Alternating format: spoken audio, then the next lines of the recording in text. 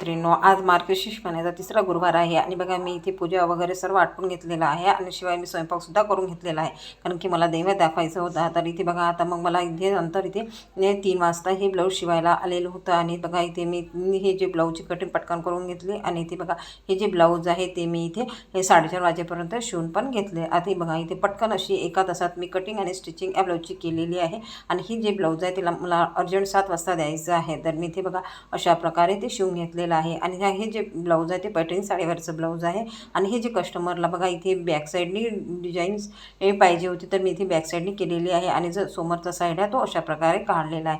तर बघा मस्त असं हे फिनिशिंग सहित हे ब्लाऊज मी इथे शिवलेलं आहे आणि बघा छान फिनिशिंग आलेली आहे आणि ब्लाऊजची इथे बघा आता फिनिशिंग बाकी आहे. तर मी इथे याला मी इथे तुरपाई थोडी करून घेणार आहे, त्यानंतर इथे हुकसुद्धा लावून घेणार आहे. तर मैत्रिणींनो बघा अशा प्रकारे हे डिझायनर ब्लाऊज मी इथे शिवलेलं आहे आणि हे जे डिझायनर ब्लाऊज आपल्याला कसं वाटलं कॉमेंट करून मला नक्की सांगा. माझ्या व्हिडिओला लाईक करा, शेअर करा आणि माझं हे चॅनल सबस्क्राईब केलं असेल तर सबस्क्राईब नक्की करा. आणि बघा हा जो व्हिडिओ तुम्हाला आवडला असेल तर नक्की कॉमेंट करा. आणि इथे बघा आता हे ज्या ब्लाऊजची मी इथे फिनिशिंग करणार आहे. घरी किती काम असलं, आपल्याला किती घराचं काम करायचं असलं, जर आपल्याला जर असं अर्जंट ब्लाऊज शिवायला आला तर ते कस्टमरला द्यायचं असतं.